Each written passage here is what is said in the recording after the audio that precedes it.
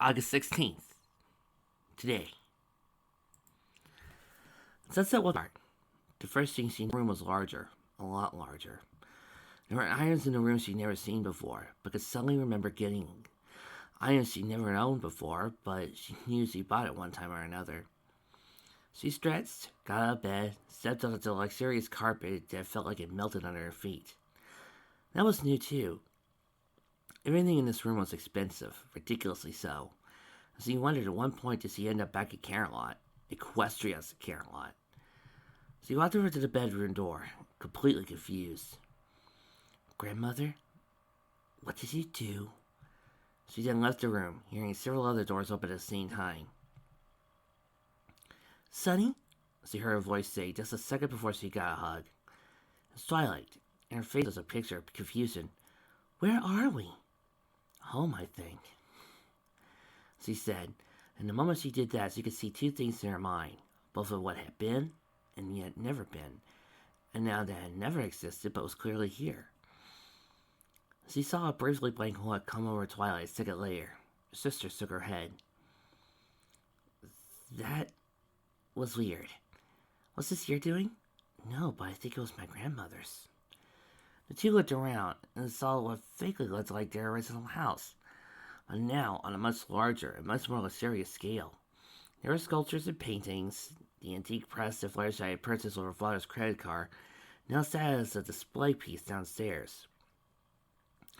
Now looking not so ridiculously out of place as they had before. This is weird. They turned to see her approaching with an equally freaked out look. I just came out of my bedroom, which had all those stuff from when She suddenly looked afraid. Did I? Yes, you did, Sunset said, putting a covering hand on her shoulder. But we're family, okay? I forgave you then, and it hasn't. 3 more doors opened, and a familiar voice said, Toto, I don't think we're in Kansas anymore. The 3 turned to see the triples coming out of their 3 other rooms. Their rooms. Did I just imagine all of reality? Sunset asked them. Did you really wet the bed when you were 9? I don't know. She did. She did? Arya asked. It did have that blank moment. Yeah, she was stressed, but thankfully I cleared helped with that. Those last words came out of her mouth automatically, and then Arya had a moment of disbelief. No. What about yours? They were her mother's, practically, Sanaa said in a soft voice. I barely remember them. I don't want to forget them. I don't think it works that way, sis, Adacia told her. We never met them in this timeline because we have parents, but we won't forget. Let's just get down to the kitchen, Sunset suggested. I think we're all going to need some coffee. Sure, lead the way, cuz, Sanaa said. Then looked at Sunset as though she were starting to say the same thing. The 6 girls looked at each other with apprehension, recalling both a time that didn't exist and one that did. They weren't sure which was which. Sunset smiled and closed her eyes, and recited the unofficial family mantra. In this household, the difference between cousin and a sister is non-existent. The other girls all said automatically, looking at one another. The group hug immediately ensued afterwards. Now you see, this is why I love sweet family moments. After a few minutes, the 6 girls went downstairs, walking by Spike's room. Unsurprisingly, they heard the sound of video games from within, and decided it would be best to leave him alone for a moment. He was a kid, and best not to shock him. As he descended the stairs, Adacia noticed something. Wait a minute, she commented, pausing the group. She looked at the large mirror along the wall, and then said, Ari, give me a hand with this. No need, Sunset said, snapping her fingers. At once, the mirror floated off the wall in a silent glow, looked out the way. Behind it was a solid steel door, clearly meant for an access point of some kind. An elevator shaft, Sanaa said automatically. I built this. She blinked. I built this? But that's impossible. That's what you keep using, Octavia snarked. I don't think it means what you means. Princess Brightships will only get you so far.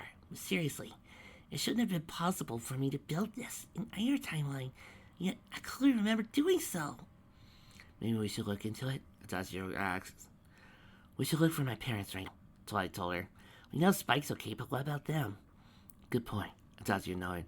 Ari, take point. Sonny, take the rear. Adazio, I think we're safe. We're at home with my magic, Sunset assured her. We're in a place we think is ours, and your magic might be our only ace in the hole. We might not ever have been Canadian sirens, but we are your sirens, Sonny. Guess we'll have to come up with a new name, Arya mused. I kind of like siren personally. We should probably talk about that later. Let's sit downstairs. As he reached the bottom of the stairs, he noticed a bookcase that was conspicuously set for anyone who was looking for something. And there's actual doors to the elevator, Sanaa said. We can look into it later. I hear voices coming from the kitchen, Octavia said. At least I think that's the kitchen. Sonny, hate to do this, but could you gin up some guns for us? Adazio asked. Tasers would be better, Arya suggested. That way there are any instances of the line of fire does not fail. Tasers it is, then. Sunset held out her hand, and a second later, 3 gun belts of tasers appeared. The lot is going to be entirely too convenient, Octavia observed. Can we ask your grandmother to redo the timeline again so that we're biologically related to you, Sonny? Sunset gave her cousin a smirk. Cute. I thought it was. As he reached the closed door, Adazio gave hand signals, making it clear he was striking free. She counted down. 3, 2, 1. Not positioned to kick the door in. Firstly, right as she lost her strike, that was when the door opened. She felt the impact of her foot hit against something soft. And ingrained habits being what they were, she rushed in, stopping over the obstacle in order to get to her target. Dad! Adazio froze, realizing that somehow she'd done something stupid without intending it. Dazzy, would you mind putting that gun away? Adazio looked at soft velvet, her hands up, coffee mug precariously perched in one hand. Get off my dad, Twilight insisted. Adazio looked down to see that she was standing in a nightlight. It looked a bit worse for wear. I'm in trouble, aren't I? She muttered. We'll work our way from grounded until next century, Governor, Velvet said evenly. This is going to be adjustment, girls. No doubt about that. Knight stated a few minutes later, once he recovered his dignity for being body slammed by a slip of a girl. I'm sorry, she said, genuinely feeling bad for hitting her uncle like that. And the fact that he was now, and always had been, her uncle, she didn't comment on. I'll admit, I didn't expect this much of a change, Velvet said, but I guess if I'm raising 6 girls, I should have seen this coming. Thing is, I feel bad for my brother. Dad? Adazio asked, not believing the word that came out of her mouth. Why so? The ever-blue sky I remember from the old timeline, if that's the right thing to call it, was the confirmed bachelor. While he and Lois dated for a while, they never got married because he wasn't the tied-down type, and probably wouldn't have slept with soft-spoken, much less married her. When I last spoke to him, he was an economist for the London Embassy, not the Charge d'Affaires for Baghdad Embassy. I see. Adazio looked to her sisters. What do you think? I don't know what to think, Arya said. This is a massive change for all of us. Yet, it's never been a change. The thing is, I think this is a change I'm going to like. We're sirens, but we're also normal girls. Sanaa snapped her fingers. That's what the elevator leads to, she crowed. That's where we keep all the weapons hanging inside the world in a secure bunker beneath the house. Okay, maybe not so normal, Octavia said with a grin. After a quick reference to Sunset summing up, and Velvet insisted Sunset not get used to that, the whole family talked. It was a great they weren't going to speak much about it with Spike, except to see what he remembered and what he didn't. I did that to compare notes once more, with Sunset explaining everything she knew that might not have changed versus everything that might have. Somebody call the doctor. I think we're going to need it. What? Alright, yeah. So, everyone else is relatively safe. Most of the changes happened to us, it seems. I commented, although I have some questions needless to say. I think we all do. But the biggest one I have, are Shiny and Cadence safe? Velvet asked, as well as Tia and her boyfriend, and Luna's too. I think she mentioned Moonshell had been shot by sirens, Knight commented. Then there's the other such Simmer and her mother. A crestfallen look washed over Velvet's face. Dear Lord, what if she doesn't want to go through what we agreed upon? I think she will, dear. I don't think Sunset's grandmother would have gone through all this if it was going to backfire. I'm sure she made sure that Sunny would stay with us. If that's the case, I'd like to talk to her again. Make sure that's the case. At that point, his cell phone rang and he answered the phone. Yeah, Knight here. Oh, hey, Iron. What's up? Really? Well, I hadn't really thought that. No, sure, I'd be happy to at least look at the contract. No, I had to see if the university would let me do it. Really? They go that far? Well, sure then. Yeah, let's bring the contract by and I'll have a look-see. Okay, talk to you later. Bye. He calmly sat down on the phone and said, That was my agent. You have an agent? Yeah, I've apparently known him for years, he said delicately. Ironclad contract. The name sounds vaguely familiar, Velvet replied. As he got what Sunset was mentally terming the info dump gaze, Velvet suddenly recalled a past that never was, yet always was. College buddy of yours that went into law and helped you get a contract for your first book. Yeah, Knight said, not entirely convinced. Anyway, I just got an offer to do a new version of Cosmos. The old show by Billion Stars. Apparently they're doing a sequel and Planetarium wants me to co-host it with them. Apparently he's a fan of the show I did on PBS a few years back, Just Visit the Universe, and he insisted he wanted me as a co-host. His eyes nearly bulged out of their sockets. Planetarium? Planetarium? Dustin said something, so he too got a case of eye shine. That's the black astrophysicist in New York, right? Sunset asked. As well as one of Twilight and Sunny's personal heroes, Arya nodded. Stand out for 3, go. 3, 2, 1. Oh my god, you have to do it, Dad. Twilight was practically leaning over to her father. You have to. Sonata joined her. Please, Uncle Mike, please. You have to do it for your Vietnamese because you love me, right? Velvet never looked up from her coffee cup, instead choosing to use it as her personal talisman at that point. Girls, let him breathe. Knight suddenly thanked his wife for that. Well, Ironclad had said that given the original series was filmed in several locations, they'll probably do the same thing again, so I'll be doing a lot of travel. But he also said that he spoke to the university already, and they're fine with it, and willing to work with my schedule in order to do it. Except you never did a show on PBS, dear, Velvet reminded him, then got the info dump gaze again. Apparently that, as well as your books, paid for this house, never mind. Except that Octavian noted, we're going to be doing that for a while. That weird stare that when we get our brain cancers up to the new reality we're living in. That's going to be creepy as hell. Well, you see, when it comes to your cases, 9 times out of 10, what's going to happen is that the old reality is going to get written over by the new one, and your memories are going to get more associated with this. There's a high probability that you might remember everything in the old timeline, but your memories are going to be mostly associated with the new one, and it's going to all accumulate from there. It's one of the few things I agree with Flashpoint. At least we're helping to know how the others are. And then heard a panic scream from upstairs. Seated on the porch from the guest cottage at her uncle's place, Sunset Simmer looked at the wide field. To the northeast was City Caroline, and somewhere out there was her sister. Or maybe herself. She wasn't sure of the term anymore. Sunset Simmer was now not the only Sunset Simmer in the world. She was literally not the only Sunset Simmer in this world. It was different from twins. Back at school, she knew a pair of identical twins that adhered to the bridge section. They were so alike you had to pay attention to what they were wearing to tell them apart. Well, that was the thing in the end. You could tell them apart. You're fists and chips. Not fists and fists or chips and chips. But now this alien last night, this girl who was both her identical twin sister, and yet her doppelganger from another reality was here. She was also Sunset Shimmer. They were both Sunset Shimmer, and even though she herself went by Shimmy, and the other by Sunny, there was little to tell them apart. It seems that the Alcorn looked like Shimmer, all she would in a couple of years. Yet, that's what she would look like when she hit 20. Made her jealous of Sunset. When they got back to Sunset's family home, Zephyr had looked at her and called her porn star perfect. Offending yet jarring appellation.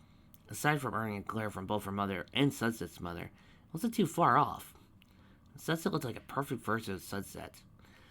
If that made sense. And now here Simmer was, the imperfect sunset, while the other one, an apparent little goddess among her kind, chose to walk the world instead.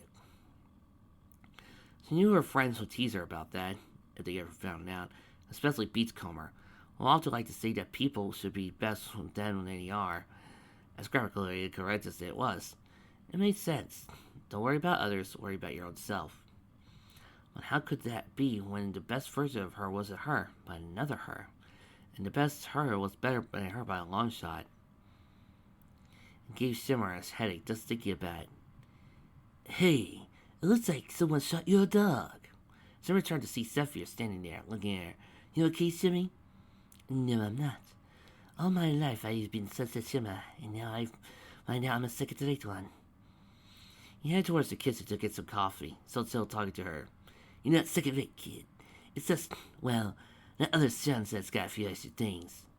I know, and that makes me feel inadequate. Sephir smiled as he poured himself a mug. I bet she feels the same way, too. She looked over at him. How so? Well, for starters, you've been human your whole life, where she's always been there. She still doesn't get everything about us. Seems like she carries a lot of guilt about something, not the least of which is that demon that possessed both of you. She probably thinks it wouldn't have appeared here if it wasn't for her, and her family's only been in her life for a year, while you've had your mother all your life, and me in more than an eighth a year now. And that's another thing. We only met you a couple of weeks ago, and now you've been my mom's boyfriend for a year, Sophia. Doesn't that seem weird to you? Simmer asked. No way. No, way I see it, I owe Sunset's grandmother for tweaking that. Your mother and I fell in love while we knew each other the short time we did. Felt crazy, but that's how love works. And I was hunting you over what my wife did to me. And now that Paradise has been my ex-wife for 2 years in this new reality, and I have custody of the kids. He chuckled. You're gonna be a big sister now, you know that? Just like she is. Suddenly now nowhere. I'm sure you two could talk about that. Yeah, but those the deaths in your partner. Yeah, Saffron didn't deserve what happened to her. Knowing her, she went out like a champ. He gave her a melancholy grin. But I think she would have been okay with this. The good guys won, the bad guys will get what's coming to them. The world doesn't know how close it came to everything ending. I call that a win. Bittersweet, but better than the alternative. But they have more questions than answers still. I guess that's how it works. I guess the answer is, do you want to know the answers? Then someone could give them to you, if you're willing to reach out to her. Raspberry had a full body blush. Look, it's not extinct like I instinctively knew how humans use the restroom, she gasped. Nor have I figured out how human locks work. I thought that little thing at the end of the knob was decorative. Well, Spike, Arya said, patting her mortified cousin on the shoulder. Just think you might find it interesting in about a decade or more. Arya, that's so sick, Aditya pointed out. Hey, it's not my fault some people are into that. I can ground more than one of you, Velvet said archly, and the middle triplet suddenly realized that discretion was better part of valor. Sunset tapped her friend on the forehead and said, Here, now you know everything I knew about feminine care in this world. Thanks, Sonny, Raspberry said appreciatively. Don't mention it. Raspberry thought about it for a second, then looked at the other girls in horror. You mean once a month you have to? What part of don't mention it don't you understand, you idiot? See, Dazio snarled. The quotation marks? So glad things are starting to return to normal around here. Twilight said, Hey, do we have work today? Sanaa asked Sunset and the other nine. Yeah, might as well go. We should all probably go. I'll call and have the girls meet us here. I suggest we have a lot to talk about. Oh, it was just these 3 teenage mercenaries who caused all this shit. Ask. Yes. From what evidence we have uncovered so far, Shiny Armor replied, we found that they were taking a specialized performance-enhancing drug that was designed to boost their natural abilities. The problem was, it was severely damaged their minds and made them think they were women for reasons we have yet to understand. But at some point, they just snapped to command whatever wholesale slaughter of their own kind, save for the 3 we have in custody. The ones that turned themselves into warn us about the firefight that broke out during that freak hurricane, Baz grunted. I still have a hard time believing they just turned themselves in on what they felt was right. Seems too pat, you know what I mean. Someone knocked on Bats' door. A second later, the office secretary headed in. Hey, Bats, Agent Truth is here to see you. Yeah, CIA, right on time. What a surprise. Bats said. See him right on your paperclip. Simon was about to depart when Bats said, Stick around. I think you might want to hear whatever bullshit's about to be done. He thought about what he had been through the past few days, as well as what he also really been through the past few days. He wasn't sure which one was real, but he knew one thing. He had to protect his family, including his not really human sister. Sure thing, he said, moving over to a nearby seat. Agent Truth came in, followed closely by another man. Well, good morning, Special Agent Baz, Agent Armor. Glad you're both here. Yeah, whatever you say, Agent Truth, Baz said lightly. Who's the spook? The Armor Man grinned. Pleased to make your acquaintance, gentlemen. My name is Changeling, and I'm an agent for the Canadian Secretary Intelligence Service. Since you two security to the red type, we won't waste time beating around the bush. We're here for the 3 women you have in custody. The dead hand killers? Oh, no. Those girls aren't going anywhere. Baz said, leaning against his desk. Right now, they're in the medical wing over in Orco. Both because they killed literally hundreds of people. Whatever drugs they were being fed backfired on them. And for what the DA's office said, they might not even stand trial. Changeling nodded. Oh, I'm not here for them. You can have those 3 agents. They can ride whatever hellhole Uncle Sam finds for them. We don't care. No. I'm here for Lieutenant Blue and Sergeant Lieutenant Storm and Blue. They're heroes of the nation. Can't have them sitting in prison. Agent Changeling, you might have a hard time believing this, but they don't have authorization to be on American soil with guns and military hardware that usually belongs to our boys and girls. Best, that service them. I don't think I need to go in when it looks like otherwise. Truth looked down. We would have a crisis on our hands right now if it wasn't for those 3 women. Agent Baz, doesn't that concern you? I'm not concerned with geopolitics. Not my job or inclination. My job is justice, he said. What I have is 3 women that broke a serious amount of laws. Now I get that he essentially stopped shit from getting out of hand, and I appreciate that on a personal level. Whether or not they see one side of a prison cell or the other is for a court to decide, not me. Well, too bad you're agrees with you. Truth reached into his coat pocket and pulled out a letter. I have a signed letter from FBI Director for Justice. Orders said RCN officers to the Canadian authorities. Namely, Mr. Changeling of the Royal Canadian Mounted Police. When both Shining and Baz glared at Changeling, he gave an affable smile. I wear a lot of hats, gentlemen, was all he said. So that's it? To get away? Shining gasped. No, they don't. Changeling looked at the 2 FBI agents, and Sylvia nature vanished. One of the people brutally murdered by Captain Blaz was her XO, Commander Rhapsody Blue, was the older sister of Vesper and Intermezzo Blue, as well as a sorority figure to Madrigal Storm as well. They had to let her die, to sacrifice herself, in order to plan their counter-strike on their own organization, as well as turn themselves over to your custody. They may be heroes, but they will have to live with the fact that their older sister died. They are forever traitors to the Canadian military. For 3 men literally raised from birth as enlisted Royal Canadian Navy commandos, letting them sit in prison would actually be a kindness as far as they're concerned. If that's the case, sending it back to Canada would be a death sentence for their one bit. Les Scars would probably agree with you, as would Arrowhead, believe it or not. Not all Canadians. Some of us, sadly, can be downright, let's just say, American light, when the situation calls for it, Changeling replied. But that's not your problem anymore, gentlemen. That's an issue for the Royal Canadian Mounted Police. A few minutes later, Shining looked at Bass. I don't like this, Shining. Well, several good people in this case. It doesn't feel right. You'll excuse me, I need to make a call to Washington. Figure out just who was stupid enough to even agree to this fiasco. Take the rest of the day off. You earned it. Yeah, besides, I'll need it. Since now the task force is winding down, I'll probably be transferred back to CPD. We'll talk about that later. Now get going. I'm sure that lovely lady of yours would like to spend time with you.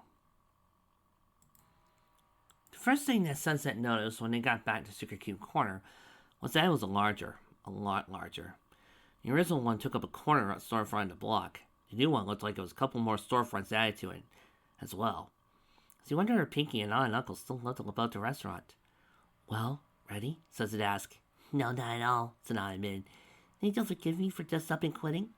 You did, Sunset commented. You left last time because you got dragged back to that military fiasco. In this reality, that wasn't there to begin with. She patted Sanaa on the shoulder. Besides, you have me. Yeah, I guess I do, don't I? Sanaa said hopefully. Well, here goes. Year's gonna be here soon? Well, everyone except for Pinky, who lives here. We think. Good point. Sunset was quiet for a second. Also, wasn't there a building here last time? I don't recall the cafe having its own dedicated parking lot. Yeah, I think things are gonna be very different, Sonny. They walked to the door, and the first one to greet him was a familiar face. Look at the secret key corner. Oh, hi, Sonny. Sonny. Sunset fought to keep the look of shock on her face. Rose, what are you doing here? Compass Rose smiled. Well, Pepper Dance called in sick, and Blossom has a last-minute checkup. She began. A cucumber splash has to work over at Knickerbocker store today, so I offered to switch with Pep. She sighed. Besides, it was either be maudlin about Massey's death or get out of here and do something. I hope you don't mind, boss. Boss? No, but... Thanks, I knew you wouldn't mind. Rose kissed Sunset on the cheek. I appreciate it. Now, excuse me, I gotta go take this to table 23. No, go ahead. As Rose walked out, Sunset said, Boss? Sanaa followed up with, Table 23? Behind the kitchen. I'm Sunset. You're here today, Cuz said, a turned smile on her face. Oh, I thought you were taking some time off due to your family issues. I need to talk to Pinky. No, but probably back at you in. Do you have a moment? I think we need to talk about the San Palermo location. A location? Sunset said. Go ahead, Sonny. I'll call the girls to see if we can meet in Pinky's. Sure, go right ahead. Sunset stayed, stalling for time while she raced through her brain to try and figure out what had changed. Well, come on, Sunset. We can meet in the office upstairs. Office upstairs? Sure thing. As they walked up the stairs, Cup sighed.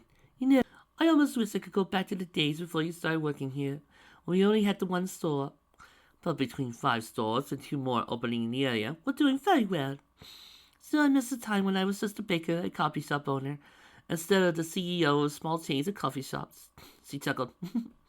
Well, Starbucks, Caribou, and Panera haven't been able to meet odd numbers in town, so you must be doing something right. No doubt, Sunset said, looking at a wall. There was against the wall was a map of the Carolot metro area. In addition to this store in Knickerbocker, there was also one at the mall, one over by the ECM, and one on the north side. There's also 2 additional pins denoting the upcoming locations of town San Palermo and Bella Vista. As he reached the top of the stairs, he saw the comfortable home that had once been a cafe was gone. It might not have ever existed. The whole thing was configured for an office. 3 main offices, as well as a conference room. Only the kitchen looked far different as he recalled. Hinted that his floor had never been a domicile. He towards a small table, where she and Sunset sat down. Now, I know you need to take off a few weeks because of what's going on in your home life. How's that going, by the way? It's weird, Sunset said. Just telling the truth, sort of. To find out I'm a lost French princess is, well, nothing I ever expected for sure. I'm sure it isn't, Cup agreed. In any case, with 2 stores opening soon, I'll need to hire a new head waitress for this location. Sunset's eyes widened. Mrs. Cake, I'm sorry, but Dean stopped as she saw the woman greeting. Is something the matter? Olga and I were talking and decided we're having such a hard time answering for the San Palermo location that, well, if you're interested, we want to offer you the position of assistant manager for the... It'll be closer to home for you and Sonata, since I'm sure you want to work there as well. And usually while a position like that is usually for an adult, we trust you would pick us a lead. Well, how about this location? Cuz smiled. Gone for writing to start college, remember? Still have a few more flexible hours to schedule to be able to handle position. Besides, you trained her well, and all the other ones as well. That's part of the reason why we gave you this position. She grinned. Sadly, I think Rose would be disappointed. It's clear she got her eye on you. I think she's dating someone else, Sunset replied, suddenly adding, I hope she still is. She made a mental note to see how her extended circle of friends were doing. And Sunset came down the stairs, she looked at Sanaa. Things have changed a lot. Yeah, apparently I'll be working with you at the new store. Sanaa told her cousin. Sunset looked more confused. Yes, they figured it'd be better for me as well. Sunset hugged her cousin. Sounds great, Sonny. Sonata smiled at the affection. The sad part is, Sunset and Sonata are showing more affection here than they did all of Evening Sonata. Anyway, I called Pinky. He's apparently not living in a house 3 blocks away over on Bow Tie Road. So he said he'll call the others and have them meet us there.